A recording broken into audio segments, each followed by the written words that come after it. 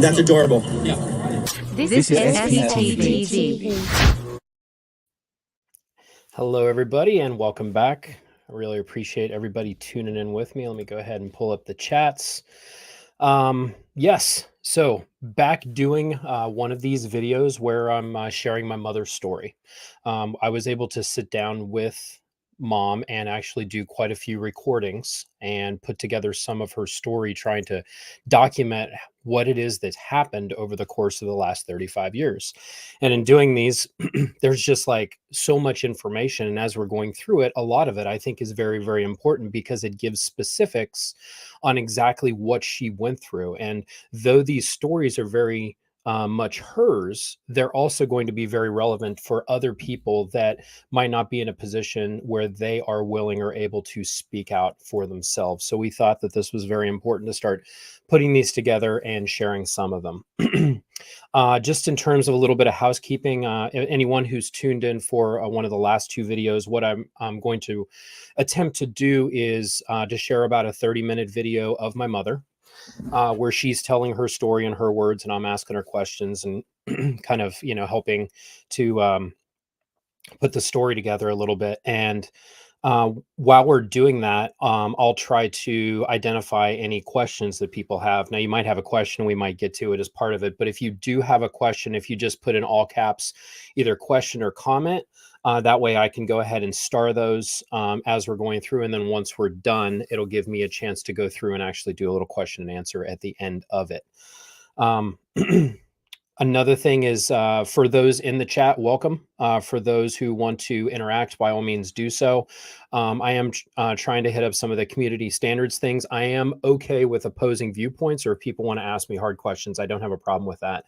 I would ask that people be respectful, no hate speech. If you have strong feelings about someone and you want to say something, please do so in a respectful manner.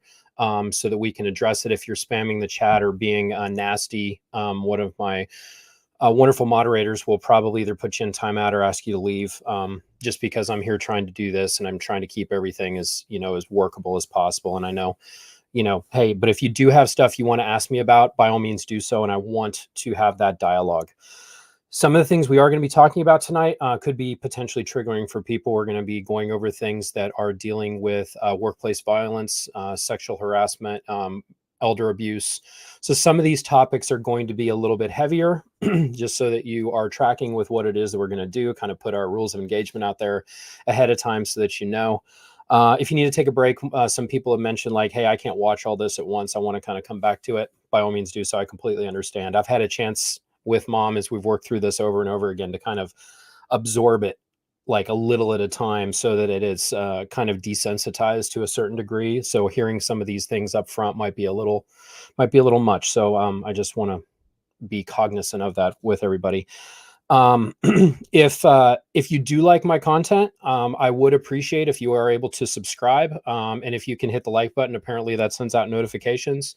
I want to, the purpose in me doing this is to share as much of the truth of what I can find out about what happened to my family as possible, so that people can arm themselves and be free of Scientology and free of the kind of abuses that that our family has endured. So it's a lot. But as we go through this, hopefully you enjoy it and get something out of it, and can at least share in this story that we're doing. Something we did last time, and mom was cool to do it again this time, was I'm going to just give her a fast call on the phone so she can say hi and kind of, say hi to everyone, appreciate everyone's support and the feedback that we give. So let me go ahead and get her on the phone, and then we'll get back to the videos. All right, let's see. Hope she answers.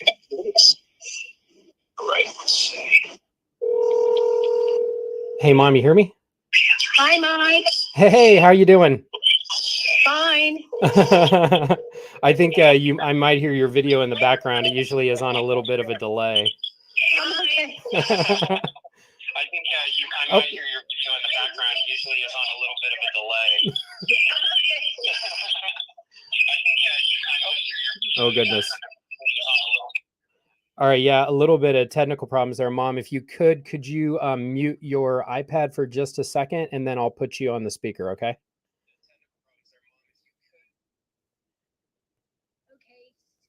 Hey, how's that? Is that better? That's perfect. Okay. So listen, hi, everybody. I just wanted to come in and say hello. And thanks for everyone coming and watching our video tonight. Awesome. Thanks, Mom. Okay. Well, hey, if anyone has any comments or, shout outs for Mom, I'll try to kind of pull those up kind of as we go through so that everyone's able to say their little pieces. And Mom, I'll give you a call after we're done, okay? All right. Bye. Bye-bye. Bye-bye. Okay. Sorry. All good things. All right. So she's watching. She's on tap too. So we'll go ahead and do this. All right. So the first thing I'd like to do as we're starting is I like to try to give a little bit of an orientation to where we are and what we're talking about as we're going through this stuff. It might be just the, the military flight commander in me, the way I do stuff, but I always try to do kind of a mission overview so that people understand who are some of the people involved and they get a general idea of what we're talking about. I know when I can kind of visualize an area in my mind, I'm able to have a little bit of a better connection to it. So let me go ahead and just pull up my Google Earth here. This, if anyone might be familiar, this is the international secretive base of the Church of Scientology. This is in Gilman Hot Springs, California. It is right kind of in Riverside County, closest to Hemet or San Jacinto. It's the San Bernardino Mountains. You can kind of see them around here, kind of on the other side of all these mountains.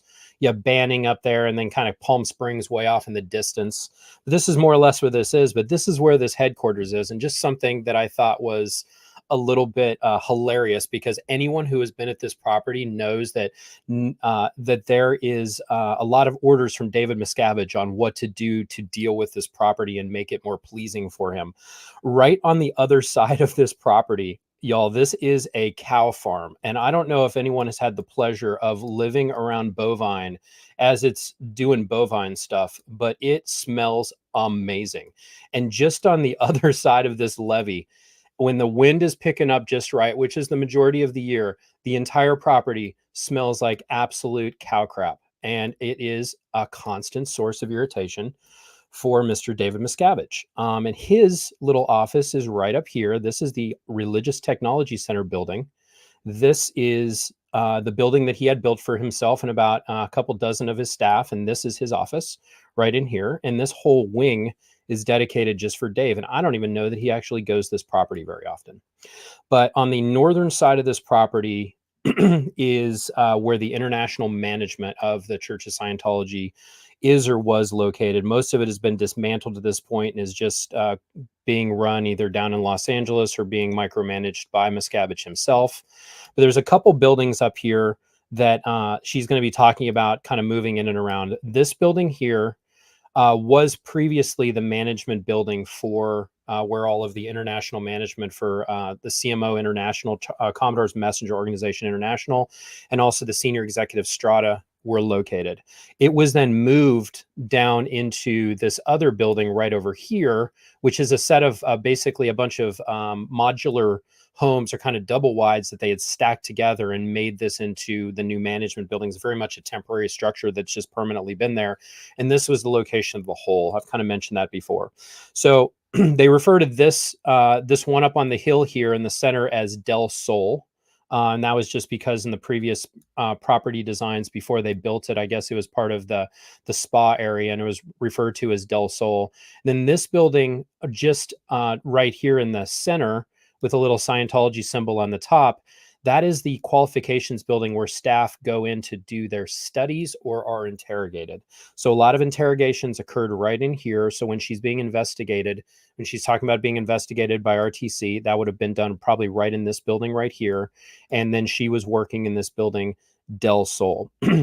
Later, she refers to two other spots on this property. One is OGH, which is this, if you kind of go out to the western side of the property right here, this kind of barren area. There used to be a house right here and it has since been bulldozed.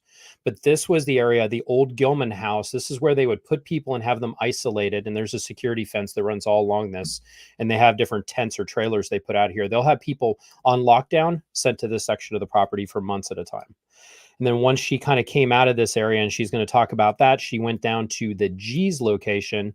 And this is kind of some private cottages that were down on this side of the property down here that were specifically for VIPs.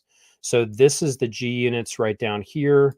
These little private cottages are where Danny Sherman, the LRH biographer, Mitch Brisker, the LRH director, or the Golden Era Productions director, they lived in these little buildings right down here. And each one of these is an individual little condo or private residence that's very nicely appointed. And she's going to talk about that as well.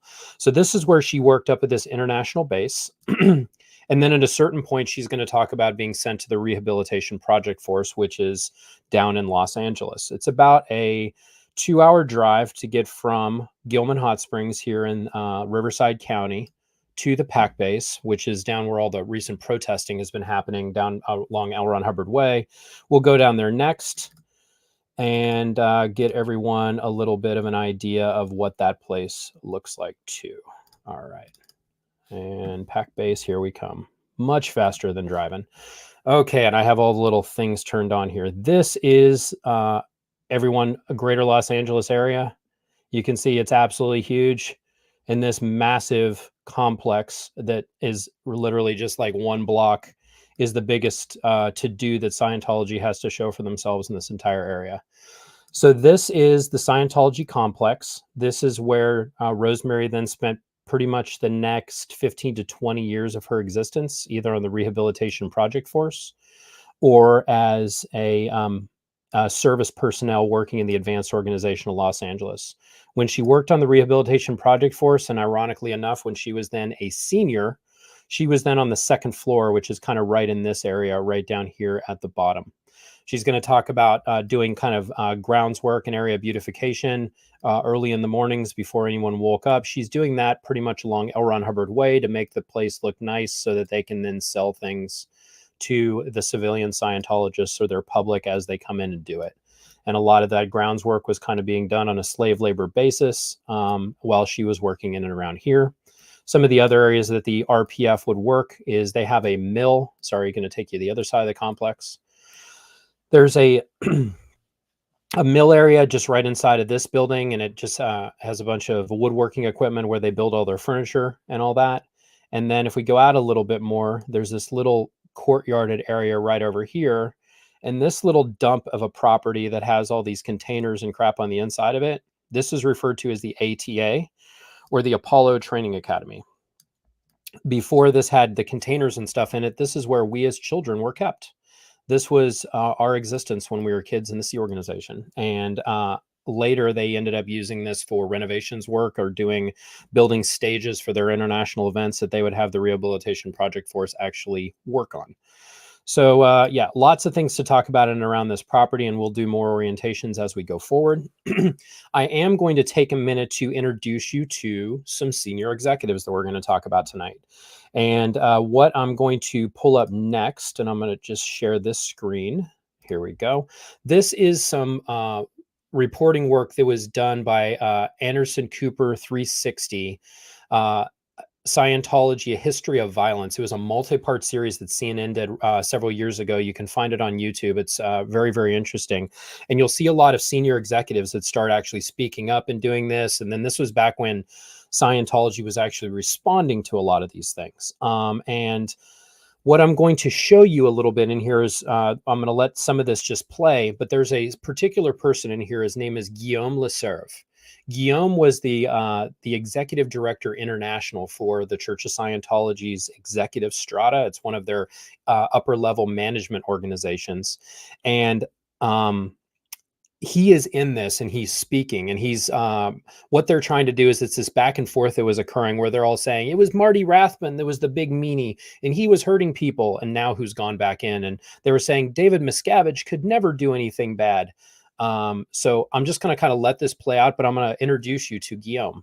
So let me know in the chat if you have audio. Hopefully you do. Let me just let a portion of this play. Again, if anyone hasn't seen this, by all means, go and take a look at it. It is definitely been curated on the Surviving Scientology group or on the channel that has been created on here. She's done an excellent job of actually pulling all this stuff together. But here, let me know if you have audio. He punched me in the stomach, and his own ex-wife says Marty Rathbun lives for war. People, many of them who you know very well, they all say David Miscavige is kind. They say he's hardworking, that he's a passionate man who's done really nothing but good for the church. They will say anything they need to say, Anderson. Current senior members of the Sea Organization say that while their former colleague Marty Rathbun was repeatedly violent for many years, none of them informed the church's leader, David Miscavige. That guy had the streak of violence. Four occasions between 2000 and 2002 to you, Mr. Starkey, as well as at least 5 incidents in 2001. So that's 9 incidents between 2000 and 2002. Yeah, The that's bottom line Marty is Rathbun. Marty Rathbun is gone.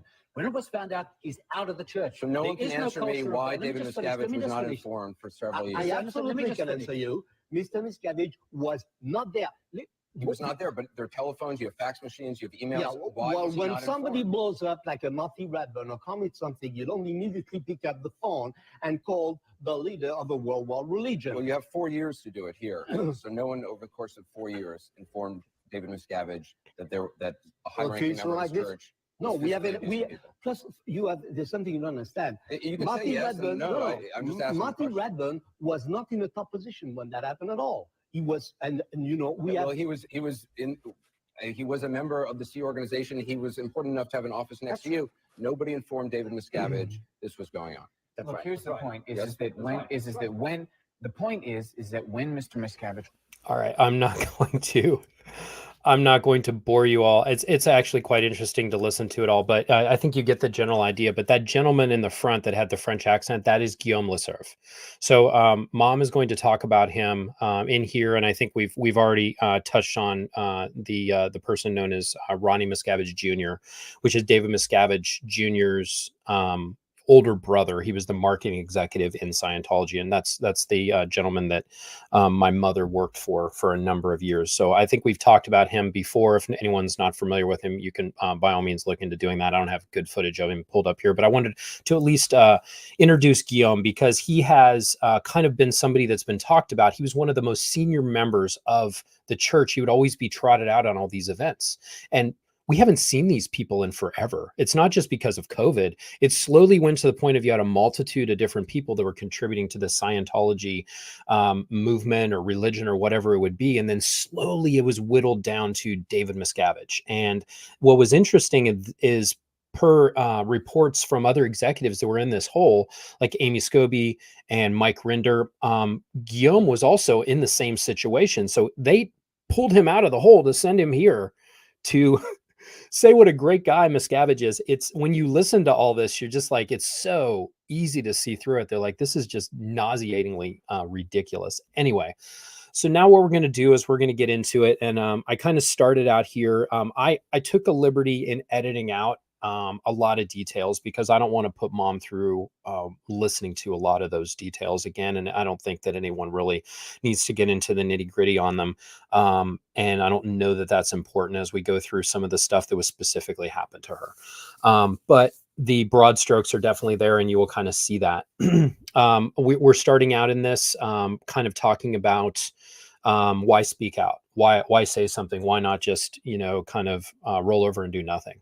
So this is her starting out with that thing or on her description as to why. So at this point, I'm going to stop talking, let Mom start talking, and I'll start paying attention to the chat and kind of catching up on anything people want to say in there. So here's Mom. Yeah, like what benefit is that?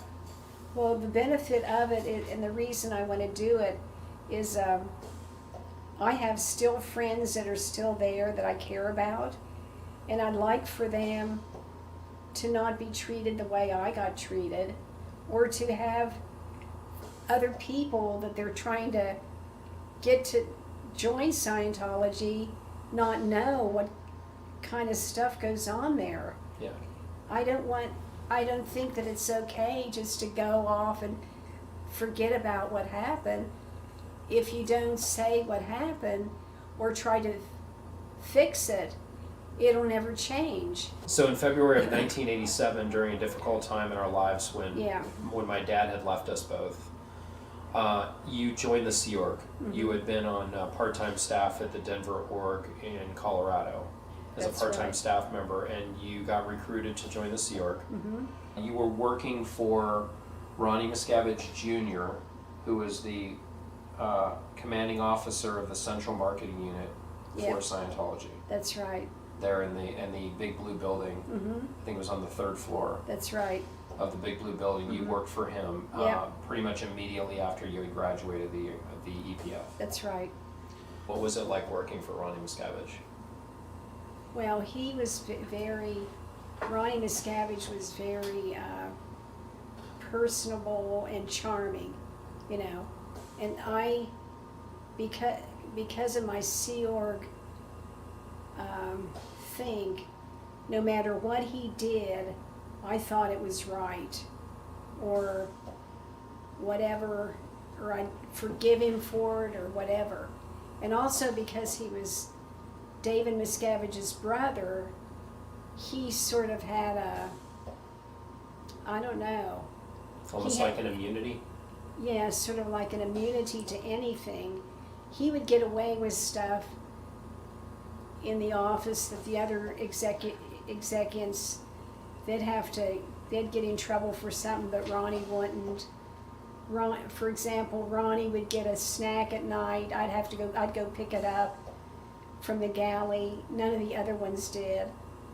Nobody else had a secretary. So he was getting preferential treatment because he was a Miscavige, That's right. because he was the leader's brother. Yeah. Um, I mean, it was pretty obvious. and you were really, when you were working for them, you would do everything in terms of service related to take care of his household, correct? Yeah. Everything for his house. Like, I would clean their house. I'd wash his car. I'd take care of his kids. I'd wash their laundry, the whole family's laundry. To include biddies and I would stuff, do right? biddies. I would do his. I would do their sheets. Everything, just like you were the housemaid at their house. Right. And This then, is in addition to working in the office, taking care of correspondence and things, which is probably more of what you should have been working on, but he was also having you do all these personal items. yeah, I would get in trouble from, like, sometimes people would write KRs on me because I wasn't doing my job in the office, because I'm always out doing his personal stuff. So you were always busy, right? Yeah, always busy. But you were busy, and you weren't the one deciding to do these things. He was ordering you to do them. Yeah, he would order me to do them.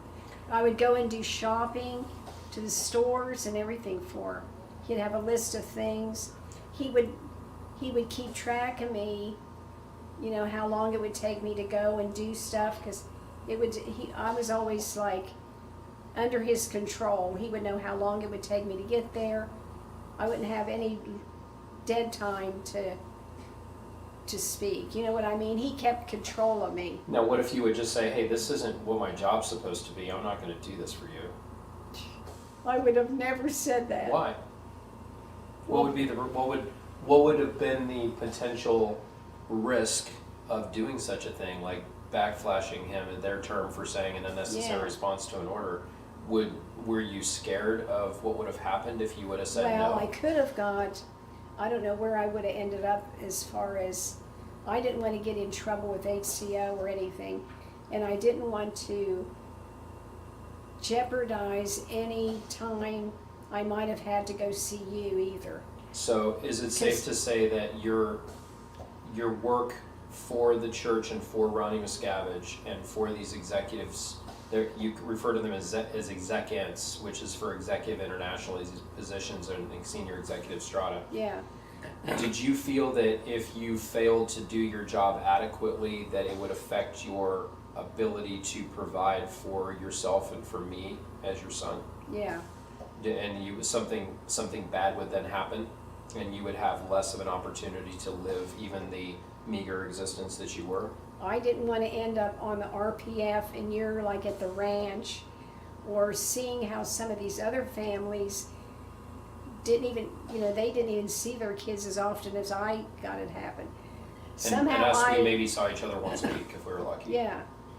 some of the families were worse off than I was with you, but because I was connected with you, and he was always having me go get Jana or Justin, I would then slip you in it, and it was sort of like I somehow was able to work you into my life a little more if I was doing what he wanted, Yeah. rather than if I would not be. And if I would not be, I'd be in deep shit and never get to see you.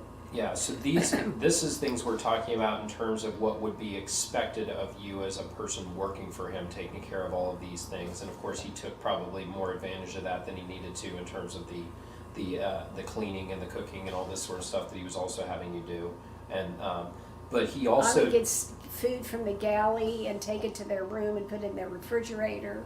everything you were Yeah, taking care of all the nobody, details. no other Like person on the base got that, except for maybe except for RTC RTC. and maybe senior CMON Yeah, people. but nobody. I'm like taking eggs, bread, milk, all kinds of bacon, stuff like that, so they can have in there. He would never buy it from the store. Okay, so these are things that he was just getting from the food stores for the staff. Yeah. Okay, so he was obviously being taken very well taken care of, and kind of provided a lot of luxuries that are not normal for Sea Org members or even normal for Sea Org executives. Yeah. Just mainly because of his position as Miscavige. He was also making sexual advances towards you and doing things of a very illegal nature in a workplace. What was the feeling for you in terms of these things as they would happen? How did that make you feel personally and organizationally, and what was the threat of him doing those things to you? Well, when he would do them, I would think, how can I not report this? But if I report it, what's going to be the repercussions of that? So I would go into fear, like, what am I going to do? Do you know what I mean? So you didn't enjoy the things that he was doing? Oh to my you. God, no. It was horrible. It was horrible. Right. And it was, no, I didn't enjoy it at all. And I'm thinking, what did I do to get him to do that? At any time in Scientology and all of the boot camp, estates project force stuff, or I know there's staff training that staff members have to go through. Is there any sort of procedures in place that if a person deals with or runs into either verbal or sexual assault or sexual abuse or anything of this nature, that there's a mechanism within the organization of Scientology that a person can report that and get help? I never nobody ever told me about that at all. It never even came up. You know, because you were thinking that you were going to be taken care of by the best people on the planet. Right. But when you run into somebody who's a predator, is there not a way that you can report that and get help, like an advocate or anything? No. No. There isn't. So Ronnie confessed that he had been doing these inappropriate sexual advances towards you and abuse and assault. What was the organization, specifically RTC, Religious Technology Center, was investigating this? What did they do in order to help you when they found out that this was happening? They didn't do anything to help me. I ended up over at OG. So what did they do to you? So did you get? I didn't even get an R factor. What's an R factor? Or telling you did this, so this is what we're doing to you. So you're going to have to experience. So they found out about Ronnie's indiscretions. What did they then do? What did they do with you immediately? Immediately, what they did was, well, they took me and put me on the meter, and I was supposed to describe to them different things that he would do or what I would do or something like that. And then I was. So you're being investigated. I was being interrogated. Yeah, and interrogated. So was it an optional? You could say, I don't want to talk about it. I would like an advocate. No. No. So they basically started investigating you for him doing that. Yeah. And how long did that go on for? Was it just like a short period, like a quick interview or something, or did that did they investigate you for some number of days? Like how? It was probably maybe about 2 or 3 times. One of the times it was either with Greg Wilhair. It was either Greg Wilhair or Marty Rathburn. Yeah, and I know once Claire Headley was also involved in the investigation, correct? So I know you mentioned you were. Yeah. I think she remembers it because we talked to her, and then you remember Claire Yeah. because she was an RTC and Right. executive at the time too. So once they found out that all this was happening, what did they do with you? That you said they sent you somewhere. Where Yeah, they sent then you? I went over to OGH and I stayed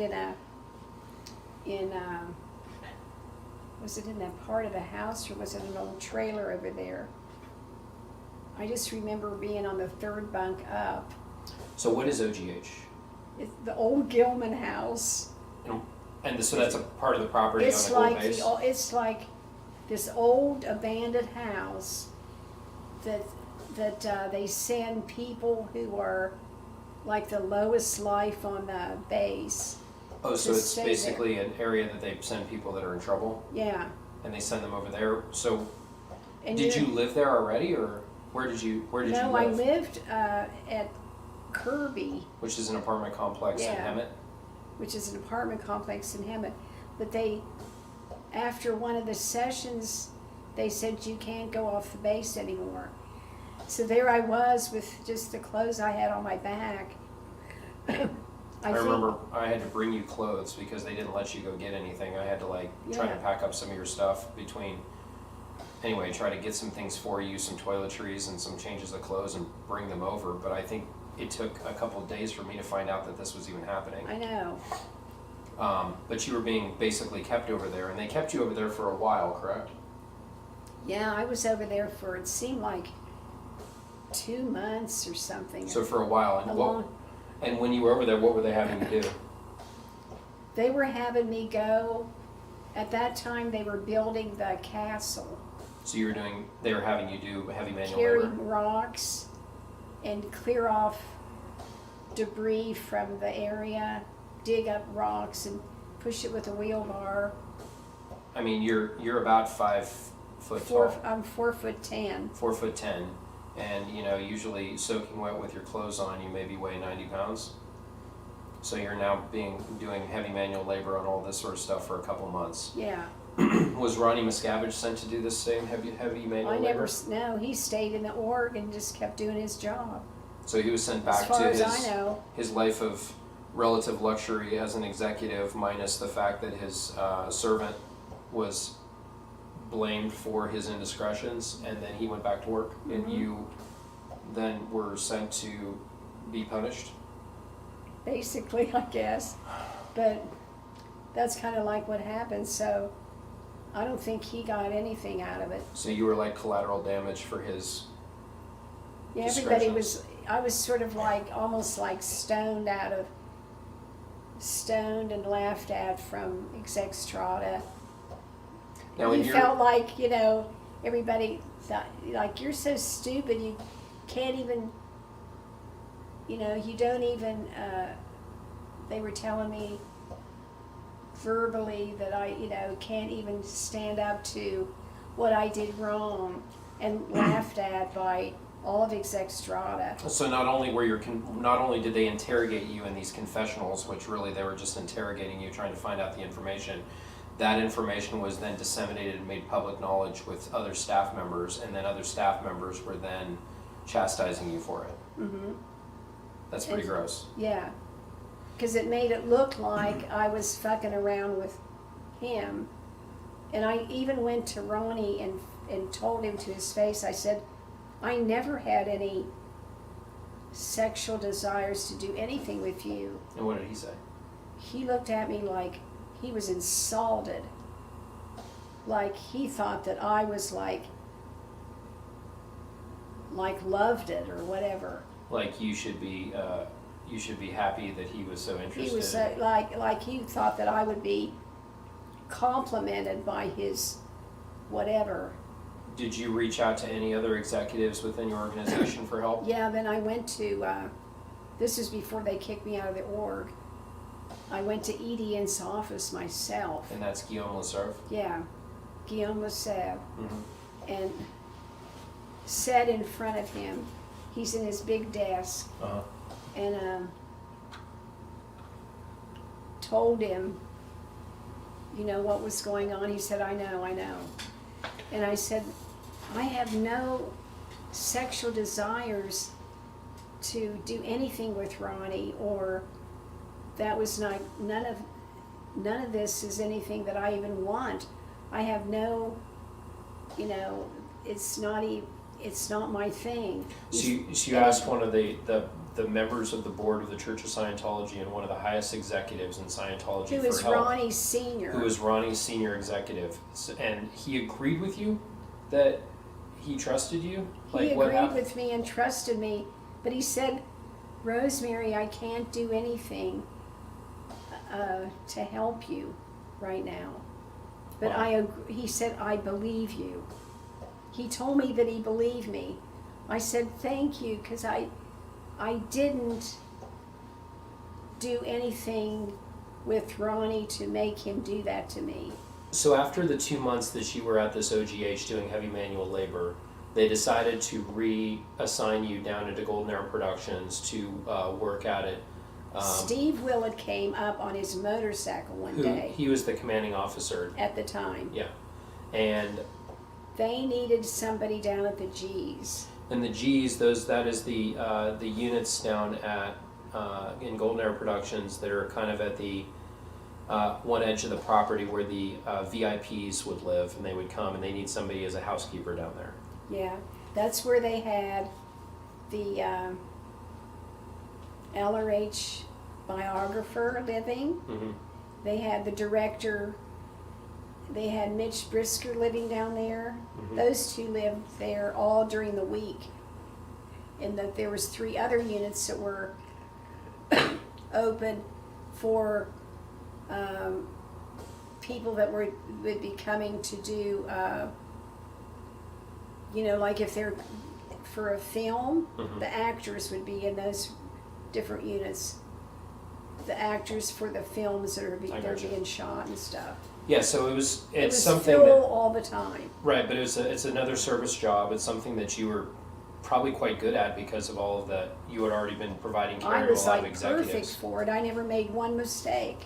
So then you worked on that job at Golden Era Productions basically between, we said 98 and 2004. So for 6 years you worked in that job.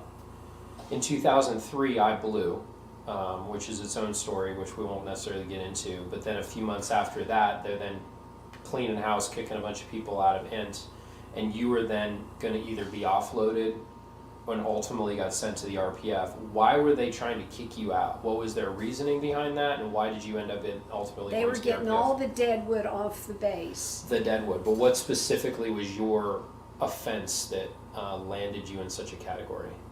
Well, my offense was doing the out 2D with Ronnie Miscavige. That was what I was. Which is their words for the sexual assault that you had endured working for Ronnie Miscavige. Yeah. They say that's a violation of the second dynamic, which is the dynamic of family and sex and children. They say you violated one of these urges towards survival, and in the Sea Org that's a big deal, so you're out of here.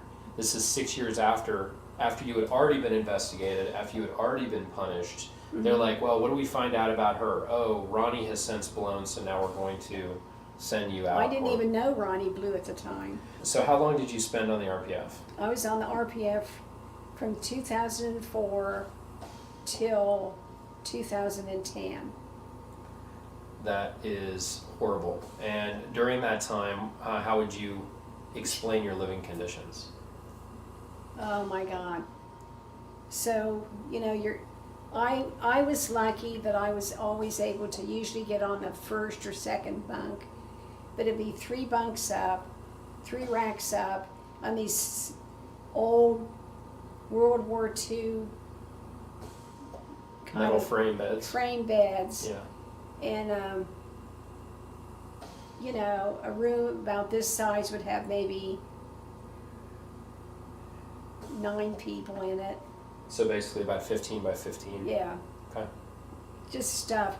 Because at the time, the RPF was like 250 people. And most of us came from INT. It just filled it up.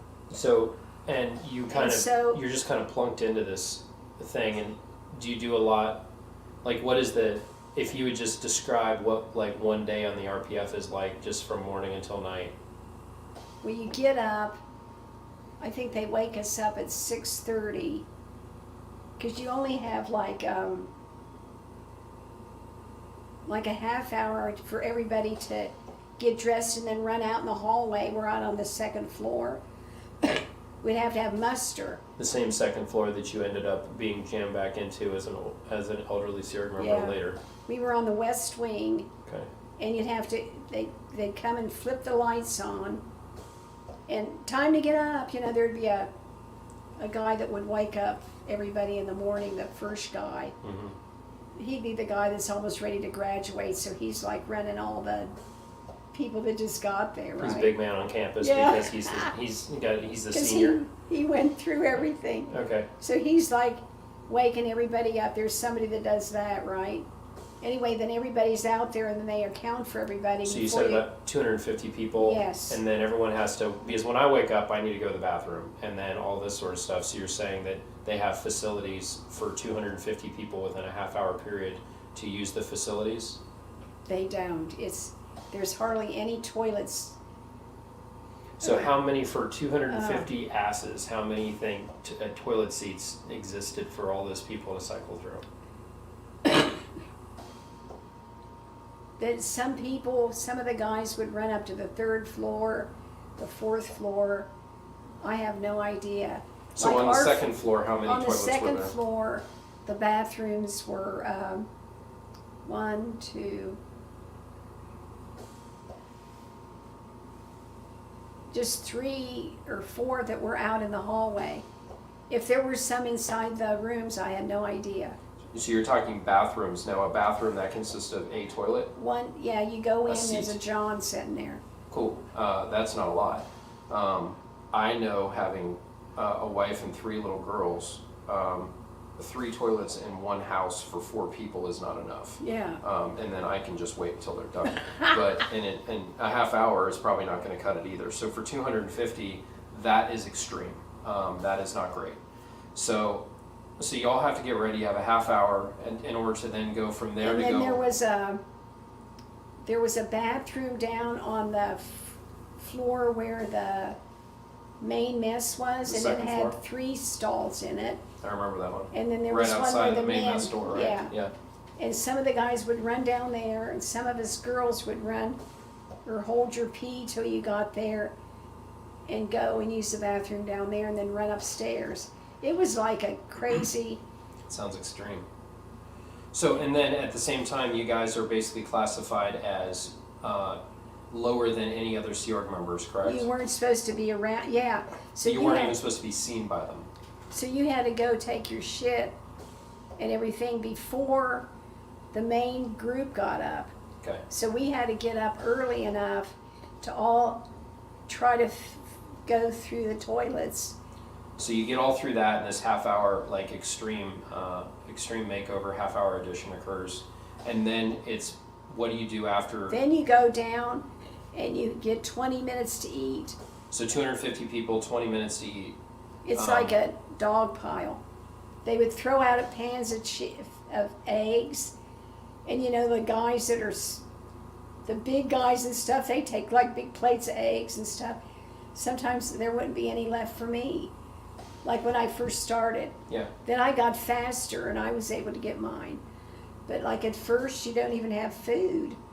So they go through. So no one's really assuring that everyone eats No, it. But it's either get it or don't, right? Yeah, it's like a dog. So once you're done with that, now you've cleaned yourself up and you've eaten, and all this is in under an hour. And then where are you going? You got to go to muster Okay. outside, and you're going to do. Then you do. So outside, where where all the public could see you, or where is it outside? Well, what the muster? Okay, so the muster would be in the. There's like an open place on the second floor. What was it called? not the mechanical, but it was like an empty place where there weren't anything, because all of us could fit in there. But it was still within the compound. Yeah, then we'd go and we'd work out, we'd get all of the, they wrote project orders for us every morning from the people that were, Estates. yeah, estates. So And we'd have to do groundwork or sweep the sidewalks, pick up leaves, So you're going to do. spray down stuff. Okay, so it's cleaning and Cleaning. manual labor. But you have to get a whole bunch of stuff on this project order, and it's probably maybe 30 to 45 minutes before, like, get that all done, and then you got another muster because you got to go to redemption time.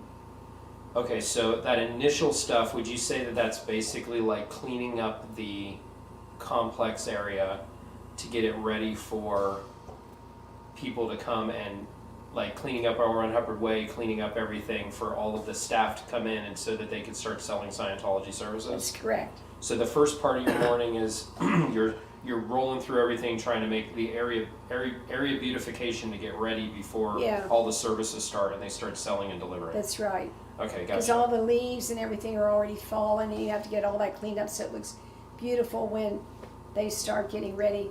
To have public coming. Yeah, when the public comes. So then after that, you get done, and then you go You for go in your high, redemption you go time, which run to the is basement. where you study and do auditing, and then that goes on until lunchtime. Yep.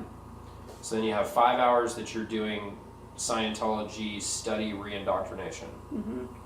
and then how long do you get for lunch? Same kind of thing. Same 20 minutes. thing. Better get it 20 or to 30 minutes. either eat or don't. Yeah.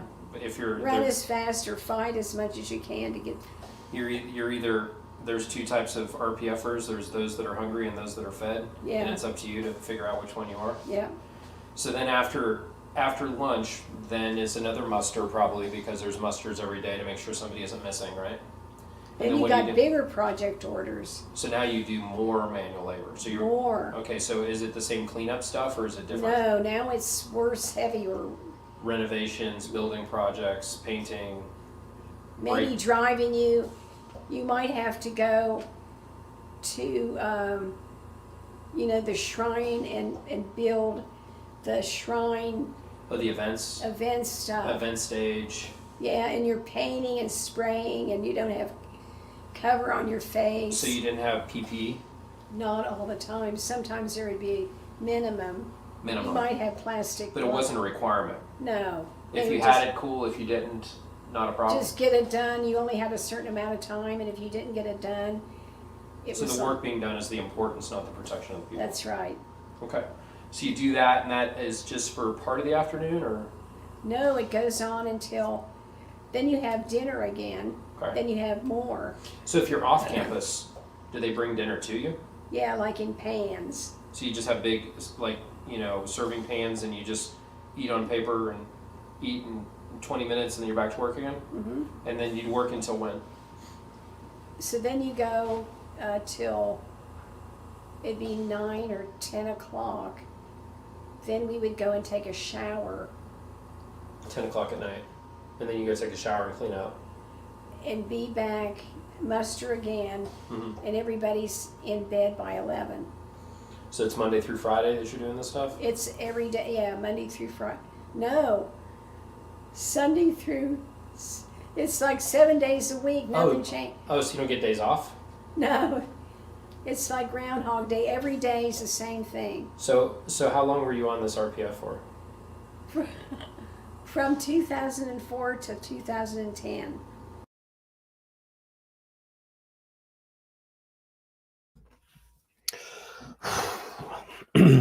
That's hard to sit through and listen, even though I've looked at it quite a bit and we've been able to talk through this quite a bit. So thank you everyone who is joining us for this. I know it is pretty serious. As we're going through this, it's been very interesting going through this journey with Mom, because we had so much of our lives that were completely disassociated from one another. One what happens when these people get involved in Scientology, just to kind of paint a little bit of a picture now that I have everyone's attention. And thanks for everybody that is watching. There's like over 800 people that are tuning in. This is absolutely amazing. I want to get this information out. I want to get the specifics out. So people get involved in Scientology. I would say everyone that gets involved in Scientology thinks they are doing good and they are joining a movement and a group that is going to make the world better. There are not people that want to destroy the world that get involved in Scientology. All of the people that are in it really think that it's going to make a difference, either for them personally, and then most people have very altruistic intents that they're going to, give and try to help other people through this thing. So through the continual indoctrination and the continual control, they start to be segregated out from society, from their families, from other belief systems, from people that question them, to the point where all of their life is controlled at a very basic level. This is done day in and day out through sleep deprivation. You don't have access to normal media. You don't have access to the outside world. And they very carefully curate what reality is for you and paint a picture in your mind so that you get indoctrinated into this thing. And you are very much controlled, and you think that what you're doing matters most. People in Scientology believe that the here and now existence in the world does not matter, that they believe they have lived lifetime after lifetime, and only if they dedicate themselves now in Scientology will it make a difference. Either that or they'll just keep coming back. It's almost like they believe that this is the lowest level of existence, what other religions might refer to as hell, being in this world, and they have to give all of themselves in order to make a difference and somehow crawl out of this mire that we're all stuck in. That is really, really, really what they 100% believe. So you can see the levels of control and indoctrination that go into this. As you have higher levels up in this organization, the various executives don't live that much better. And most of them are also very much indoctrinated to believing these things too, and are very much slaves of their own belief system. Only at the very, very highest levels do any of those executives, we're talking the David Miscaviges, some of his upper level RTC members that have access to the outside world, working legal affairs or public relations affairs, have access to what normal looks like. And they can dip their toe into that, but then they quickly rush back in. So that's kind of what the existence is like.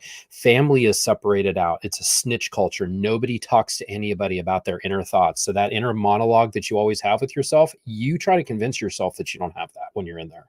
So this is what goes into these people's minds to indoctrinate them into being in these situations. So I hope that kind of paints a picture of like, how could a human put themselves through these things?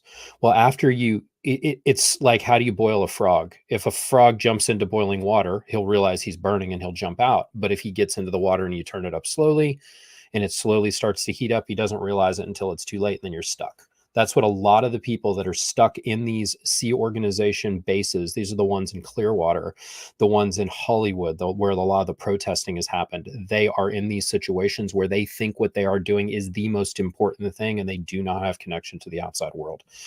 So you can kind of get a little bit of the mindset. She was putting up with this unbelievable, existence where she's being living in what is a prison camp, thinking that the abuse she endured was her fault. This woman, as you probably have gleaned from listening to my mother, she is a very nice person, as 99% of all of the members of Scientology are. They are all really good people, and they've been hugely taken advantage of to the point where they do not think clearly or for themselves. So she was really in the mindset of being convinced that she did something wrong because of the way that she was treated by someone else and abused. And she had to make up for that in the organization. They couldn't find anything she had done wrong as they were clearing people out of that international base. As Dave's like, get rid of these people that they don't want around. A lot of very talented people were in that mix of 250 that were kicked off of that base.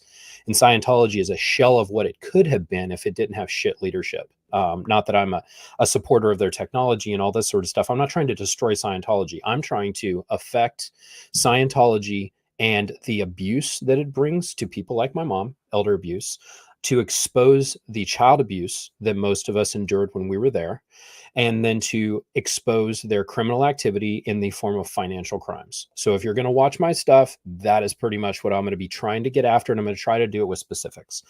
So at this point, I'm going to go ahead and go in the chats because we have quite a few of those, so I can address some of the questions as we're going through them. Some of it might have actually answered itself as you were listening, but I'll at least touch on these things. If anyone at this point does have anything else they'd like to plug in, if you can put in a little cheap super chat, that might be the best way to do it, because I've gone over to the other section. I'm not actually monitoring the real chat again. Don't feel like you have to. I will do more of these videos, and I'll be available for other questions in the future. So by all means, we can hit it up next time if you didn't get a chance to put in a question or a comment. All right, I'll just start at the top. Let's see, from Jessica Christine question. It's pretty cool if you and some of your military buddies showed up in uniform to the Austin org protests and stand with them. That would be amazing. I don't disagree. It's probably not the best approach for myself or for other people in uniform. Me doing this, even though I am a service member, I am doing this very much as a private citizen. So the way that we do stuff in the military is, we support the Constitution, and me doing my activism work is completely disassociated from all of that stuff. But I do get what you're saying, and that would be very interesting. Thank you. Neuropsych 93 question: is it hard for a never end to understand how all this was not talked about and how it was done? Yes, I agree. So for somebody that's never been in Scientology, that is 100% true. I do believe that's why I tried to give the little, kind of caveat there at the end to lay in some mind positioning for the way people think in Scientology, because it is hard to understand. You're 100% true. It's most people in the right mind would wonder, why would somebody put themselves through anything like this? And that's an excellent question and a very valid one.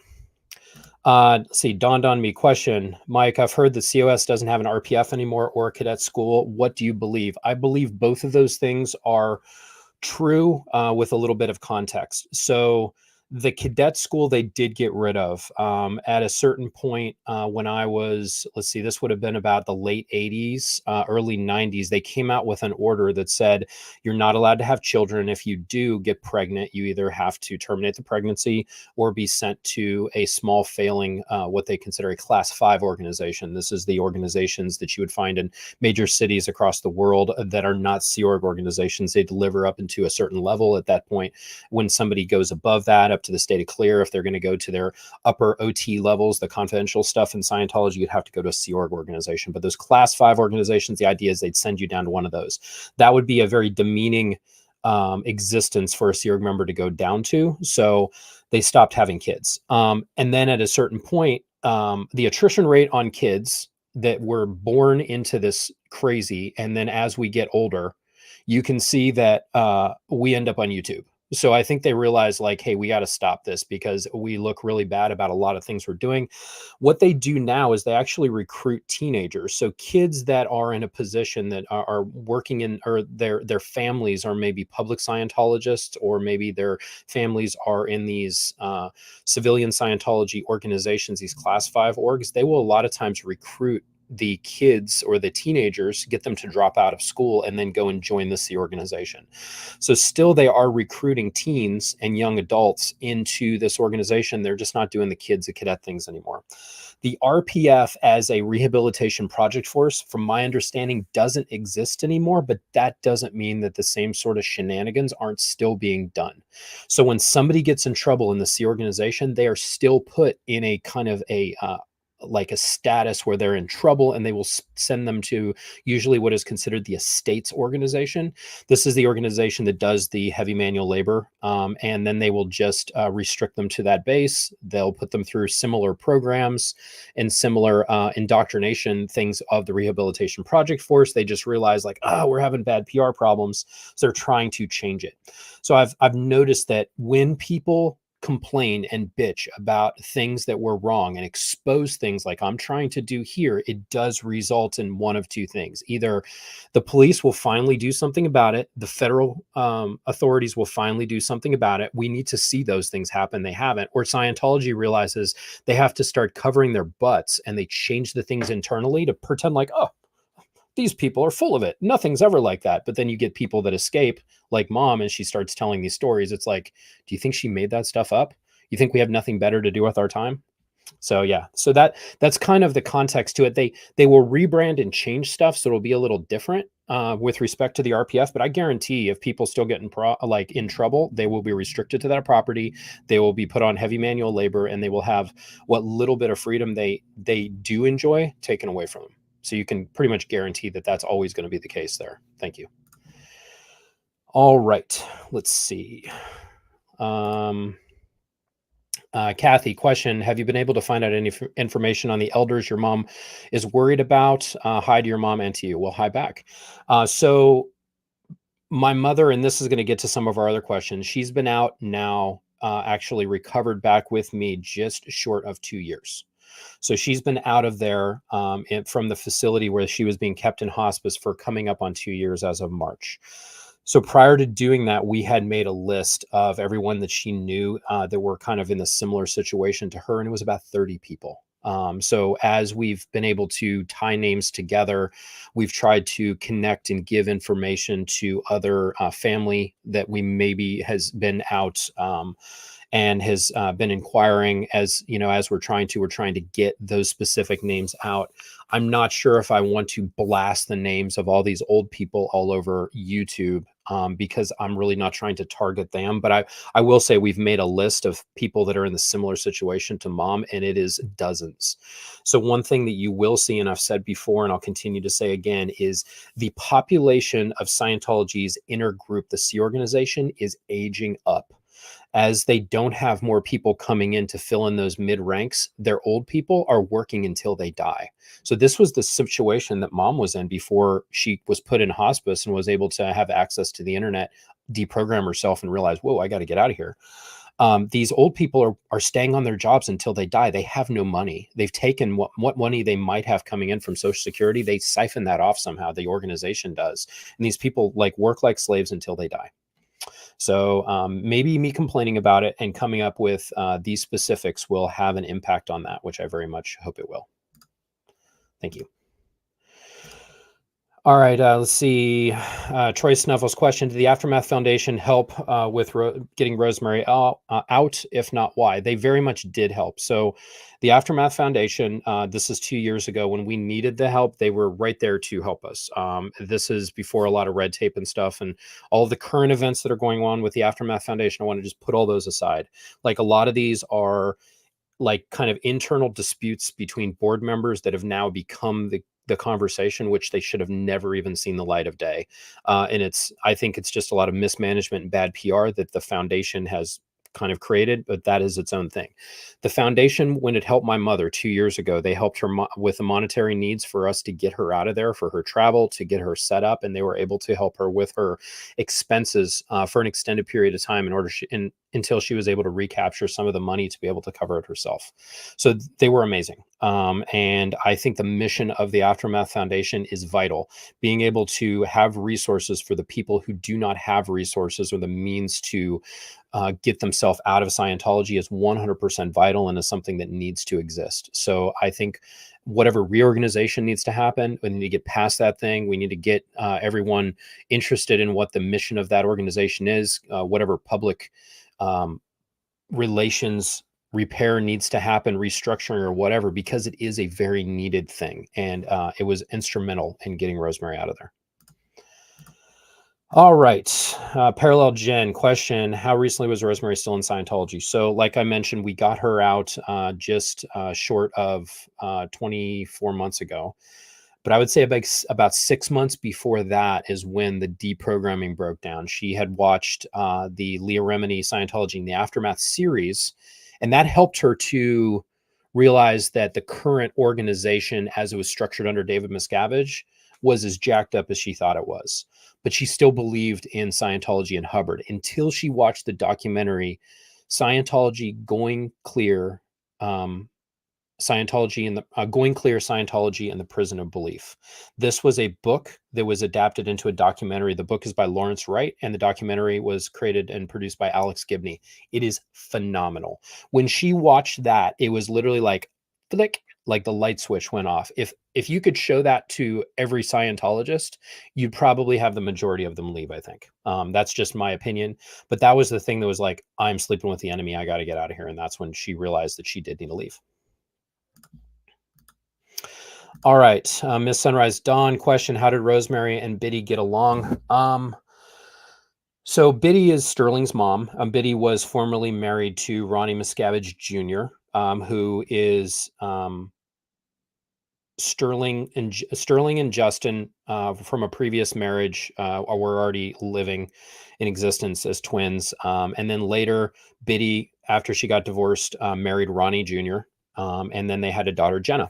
And Biddy was an executive and very much a formidable personality within Scientology. I would hazard to guess that I didn't ever have any problems with Biddy, but I do think that there are probably people that remember Biddy not as anything other than an executive to kind of be scared of. She was somebody that was very, like, she would work on big projects and stuff. I don't know that there was any sort of relationship that ever existed there. Biddy, from what I saw, was always working and always out of town. But I don't know that there was ever any how to get along. For these executives, it was always yes, sir, on everything, and you kind of just did whatever you were told. And that was the way it always would be in this organization. Let's see. Angie English question. Mike, do you know if Jenna is still in contact with her parents? Mike, please give your mom a big hug from me and from all of us. I definitely will give her a big hug.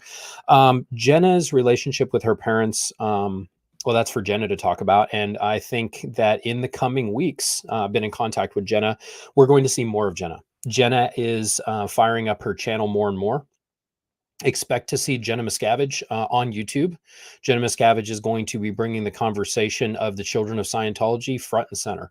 She's carving out time and making this one of her priorities, as is she is also a busy mom and a businesswoman. So she has a lot on her plate, but she's going to be doing more and more of this as that comes forward. I think it's Jenna's position to talk about what relationship she has with her parents, because it's all very... there's a lot of stuff to unpack. And one thing that I think is very important going forward is, and if anyone hasn't read Jenna's book, it's called Beyond Belief, Jenna Miscavige. It is not only worth your time, I would say it would be a required reading if you're interested in this kind of stuff. So give that a read or a listen. It's also on Audible. But I would expect Jenna is going to probably be breaking some of this down in the coming weeks. So I'm going to leave that to her. I appreciate it, though. Let's see. Deanna Ross question. Why do you think the OG isn't commenting much on any of the current content? I don't know.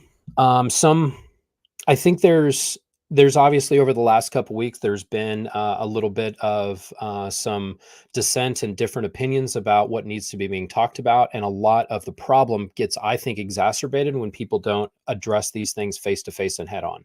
So the more you have people talking and disagreeing, and the person that feels like they're being incorrectly targeted or has done something that somebody is unhappy with, when they don't address that and try to deal with the people that are unhappy with them in such a way as to get rid of that problem, the problem will continue to persist.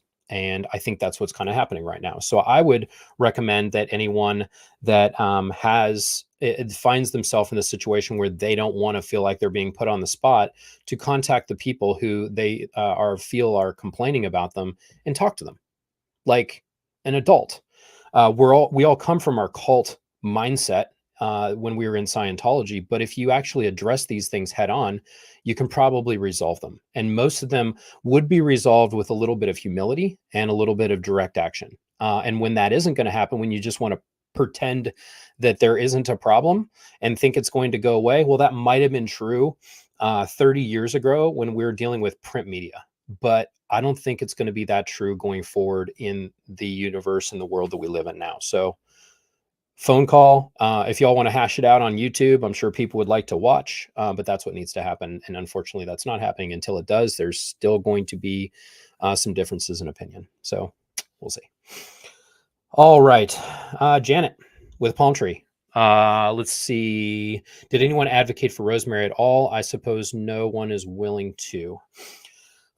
So that's why I kind of asked some of those questions in a normal workplace, even in the military. And I think the military has had its fair share of, um, like it's been drugged pretty effectively and completely on some of the inadequacies in some of the programs to protect sexual harassment, sexual assault, workplace violence, and they've come up with strategies to improve that over time. But there were definitely offenses that occurred in the military, and the military then has to respond to it. But they definitely hadn't done a good job historically, and they've been trying to do better.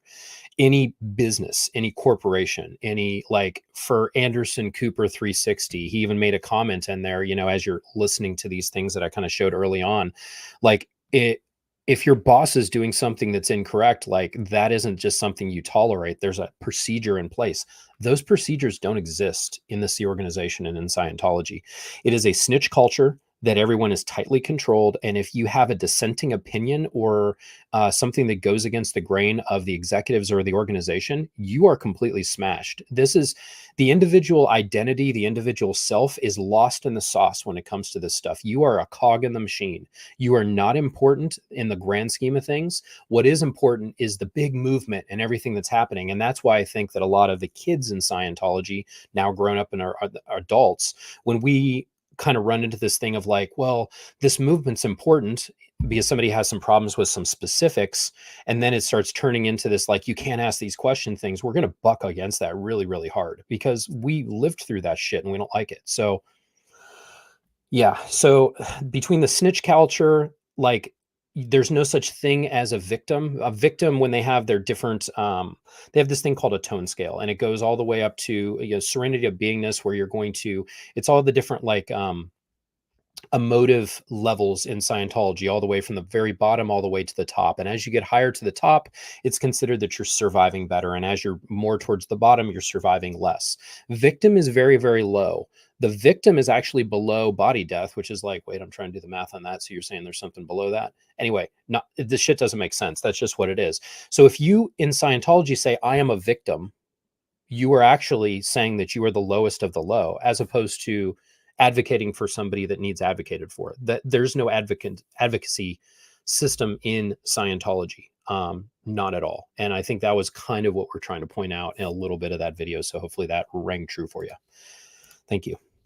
All right, Kestrel 42 question: when did Rosemary realize things were not right in the Sea Org? Well, we've kind of talked about this a little bit. I think she realized things were not right in the Sea Org, probably in the 90s. So this is that when I talked about the differences in opinion on the current Sea organization and then the belief in Hubbard and the technology of Scientology, when she, watched, Going Clear, Scientology and the Prison of Belief, and she realized that Hubbard's full of crap and this is all a big lie, she realized, oh, wait, all of what I've been dealing with and putting up with isn't worth it. This is all just a complete and total sham.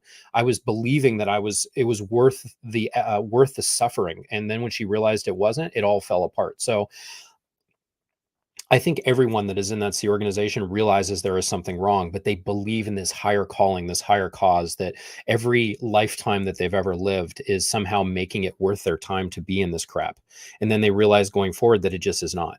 But they only realize that when they realize the lie that Scientology, the thing that it's providing you, and the thing, that what the suffering is supposed to somehow result in someday is all just a fabrication. That's when it falls apart. They'd be willing to put up with a lot of suffering, me included, up at a certain point, my mom as well, until they find out that it's all just bullshit. And when that happens, it falls apart quickly. All right, Barbie Ward question: did you know something was up, Mike? So when this was happening, I did not, like when all of these things were happening with my mother, I did not know what happened. People, like, you don't talk about it. And I just knew that she had been restricted to the base. And as I asked questions, all I was told was there was something happening with Ronnie and something about massages. And I was just like, oh my gosh. And I didn't know what was up, but it was like RTC was investigating and all this was being dealt with. I was like, so I got her some toiletries and clothes. You really don't have a say on what goes on with your family members at the time. And if you start acting up, then you're going to start losing your freedoms as well. I would have lost contact with my mother and my wife, and it would have all been very, very weird. So I was kind of just sitting back watching it play out as I was used to doing. And looking back at that now, I see it as like so almost cowardly. Like, why didn't I step in? But I'm not. If I take my mindset now and plug it in there, it doesn't fit at all.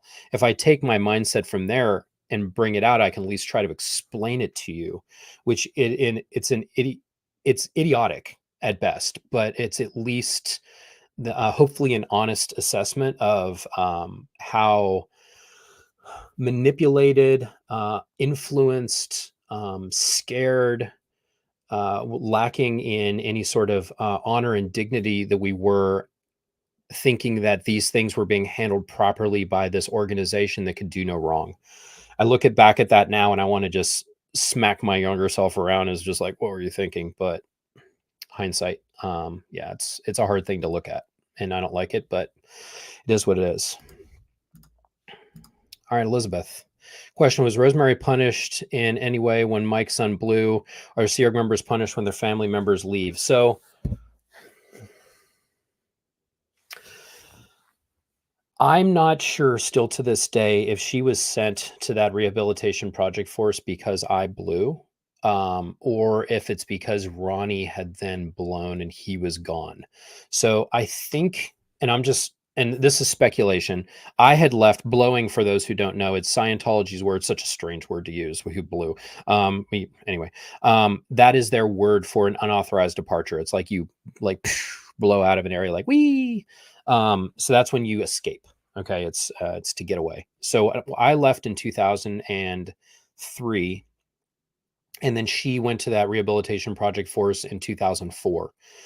Around that same time frame, maybe a year or so before that, Ronnie had also left. I have a feeling that they were keeping her around because Ronnie was still around for a while. And she had never done anything wrong. Like, this woman worked her ass off her entire life. And the only thing they could find wrong that she ever did was this guy took advantage of her. So she was then punished for this. So she was punished, then worked for the organization with a flawless record for 6 years. And then as they're like kicking a bunch of people out, because I guess Miscavige was ordering them to, she made the list of people to get kicked out because I was now gone. And then Ronnie was gone. So it's like, well, I guess they're not protecting Ronnie anymore because he's now out.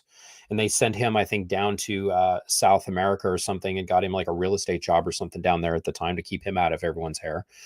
So that was going on. So I think they do view, when members leave, especially from that international base, they think any sort of ties that the family might have to people that have left, they view as external influences. So it did potentially make her a risk for them because she was my mother. She loved me. I had left. She had to disconnect from me. Like, all this stuff was happening. They probably thought as the easy button to just get rid of her and put her on that thought reconditioning prison camp. And that is how literally you can work for them for your whole life and be thrown out like garbage when it suits that organization and they're trying to protect themselves. I don't know. I mean, I'm like, oh man, did I bring this on her because I left? I mean, but I had to get the hell out of there too. So it's a lot of mixed emotion that goes into it. Thank you for the question. All right. Let's see. Anne, that Rosemary is doing so well and alive despite all this, along with still having so much love, is proof COS is never the solution for anything. Shut it down now. Absolutely. And thank you for the super chat. Let's see. Matt's mom for Eva. Thank you for the super chat. I pray for justice and healing for your mother, as do I. Yes, 100%. All right, Bison 5360. Mike, I hate to ask, but does Mike R have any papers, proof, info to help Miss Rosemary? I'm not sure. I know I've gone through all those documents and everything that came out, and thanks for the super chat. I went through, and there is a bunch of references to when she was on this rehabilitation project force. It's pretty gross when you go through it, like the way that they were like trying to throw these people out like garbage. And when they were even down there, apparently Miscavige was ordering, what are you now going to do with all these former international base executives that were sent down to this lower lower echelon and then put on this thought reconditioning camp. And if they weren't making progress, they were saying, hey, can we kick them out? You know, what are we going to do? And they're like keeping tabs on the family members and like talking about them like property. And when you read through this stuff, it's disgusting to look at. So there are some little comments and stuff in there. Most of it is, you know, kind of, I don't know, internal documentation. I've looked at it. I don't know if much of it is of value or not, but it would be interesting. Thank you. All right. Oh, one thing I do want to mention, just because we had talked about it in there and I put it in the chat and Mom had talked about the fact that Religious Technology Center was investigating all of this. And during the investigation, it was the time when Claire Headley was an RTC and she was one of the investigators that was investigating. I think she was investigating Ronnie. So she was on the investigating team. I want to make very, very clear in terms of my feelings about Claire with respect to this. Claire helped get Rosemary out of there. Claire helped us and was on my speed dial constantly whenever I needed help from Claire. Claire also asked, she's like, Mike, can I set up a call where I could talk to your mom and I can just let her know how absolutely sorry I am that I was involved in that. So Claire went out of her way, unsolicited, to apologize for her involvement in that. And I feel has been available for us in a way that not many people have been in order to get my mother not only to safety, but in a situation where she was, you know, I know she was the custodian of the funds for the Aftermath Foundation. And, you know, people that, you know, have a lot of beefs with this right now, they're going to split hairs and say it was her job. Claire's working as a volunteer. And I know that there, whatever bad blood's going on right now, I want to just separate these things out. I don't have a problem with Claire and Rosemary doesn't either. The any other things that are transpiring are topical and those situations are their own things. I don't want to paint everything with a broad brush. Claire apologized and she made a point of doing so. It was on a private call directly with Mom and she addressed it and they were able to talk through that. And that is admirable. I would like to see more of that kind of behavior from other people. And I think that that is what we need to see when we have this kind of blue on blue crimes against one another and things that we have done. And I have done things to other people. And I've been trying to address those as I go forward, as I'm trying to understand them, what I was, my involvement in them at the time, and then try to deal with people directly. And I'm going to continue to work through that as I go. But it's all things that we need to have a little bit of introspection, which does not feel good when you're doing it right then. But afterwards, you're like, that actually feels better than I thought it would. So I want to address that because I know I had talked about it in the chat, but Claire deserves a little bit more than just my chat. I answer to a couple of people. I wanted to make sure that was very, very clear for those that are still listening. So thank you. Janet, comment, COS says operationalize coercive control resulting in child abuse, SA, human trafficking, financial crimes. How is this still happening? I do not know. It baffles me that this organization still has tax exemption. And the reason why they're so successful in the United States is because they have religious tax exemption, which then is able to hide them in the courts. But more so, it is able to have these big whale donors that are millionaires that just have a metric crap ton of money. And they have to have tax write-offs every single year in order to adjust their tax bracket. They give the money to Scientology. If they didn't have this, like in Germany and other countries where they don't have their tax exempt status, they are literally falling apart and almost ceasing to exist. If that one thing would go away and they had to just be honest brokers about what they were doing, they'd either have to clean up their show or they'd cease to exist.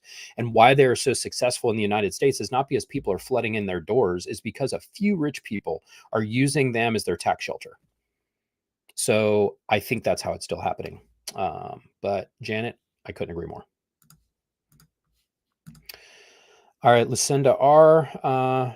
For Nana to get an ice cream, if she likes that sort of thing, she does. And I'm here in Pennsylvania, and we actually have a lot of good ice cream places. And in the town that I live in, there's like some little dueling ice cream stores, and you ever have to camp up on either one or the other.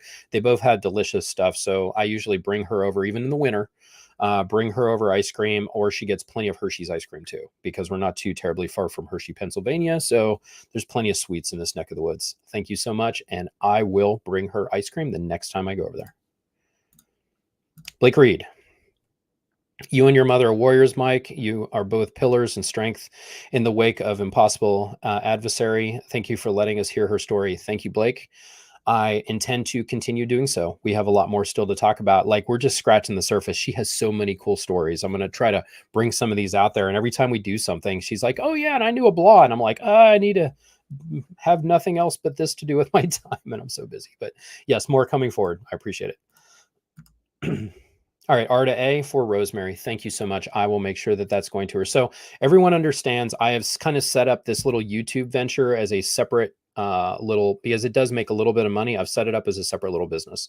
So the money that's going into it, I am kind of just taking the money and I'm putting that aside, and that is going to go towards Rosemary's care. So as this money comes in, as I do make money on YouTube, I am hoping, like, we have a little bit of money right now, and hopefully that's going to be enough for a couple of years. And I hope to do things in order to raise money as much as I can to ensure that I am able to take care of her the way she deserves to be taken care of going forward. So I just want you to know, if you're giving money in any way, which I'm not asking for, but as I do make a little bit of money on YouTube, which isn't a tremendous amount, but it is going to make a little bit, I'm going to just put it off on the side, completely separate from everything else. And I'm going to be able to allocate it as we need to for mom. So there you go. Thank you. All right, DK. Have you reached out to DOJ Congress leadership in the military about the crimes against humanity within Scientology, and how have they reacted? So the military, because we're kind of an external facing organization, the military is not really, I mean, I've let my chain of command know and my friends and stuff, and they're as shocked as I think everyone else is about that. Everything that I am sharing, down to every single detail that exists in the at all, we have given all of this information to the FBI. Every detail that I have is all been given to the FBI. Any information, they have personally come out and sat down with her. We are, in constant communication with them about anything that we could possibly do to provide this to them. So the information exists, and I know that there are good agents that are working on this stuff.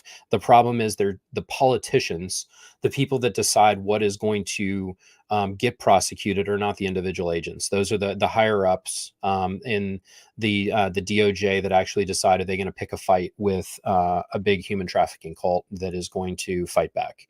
And if it's a political thing that they're scared of, they're not going to want to do it. Another thing is, if they undo this can of worms, are they going to have to undo a can of worms for other quasi-religious organizations that take advantage of people, of which there's quite a few? And the answer is probably yes. So the only thing that's going to make a difference on this is enough public pressure and people complaining that something needs to be done about it.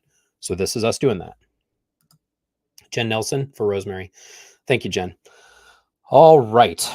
I think I have reached the end of this, and I very much appreciate everyone sticking with me. For those that are still on right now, if you would consider hitting that subscribe button, I very much would appreciate it. That way I can continue getting the word out on this. As I have time going forward, I'm going to keep sharing these videos and bringing my mom's story forward to you. You're going to see me starting to work more directly with some other creators in the former Children of Scientology space in the coming weeks, trying to continue this dialogue on what we need to do in order to be very specific about the problems that we're having and make sure that people understand what they can do.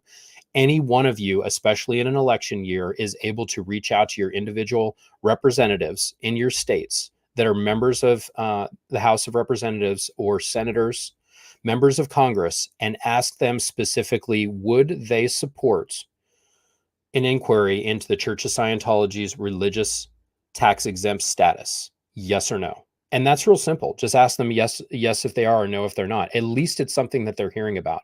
You can write as one of their constituents and ask them what they're going to do about it. You can write to local law enforcement. You can write to federal law enforcement. The more people that are reaching out and creating a voice going forward about specific crimes, things are, even if you're like saying, hey, there's all these things that are going on, what's being done to look into this? This organization, it has a tremendous amount of money, and this is a the pay-as-you-go or pay-to-play system. Like, why do they have tax exemption? What public service are they providing? So I know there's been some recommendations on what exactly can we do, and I'm going to see if we can actually create and maybe even a form letter, if I can get some lawyers to help me put that together, that actually goes over some specifics, and people can take that and repurpose it if they need to. I just had one other super chat pop in, and then I promise I am going to end this off. Let's see. Buddha Belly Babe. Has the IRS investigated to see if the donations from the rich folks are kicked back by Scientology? I have no idea.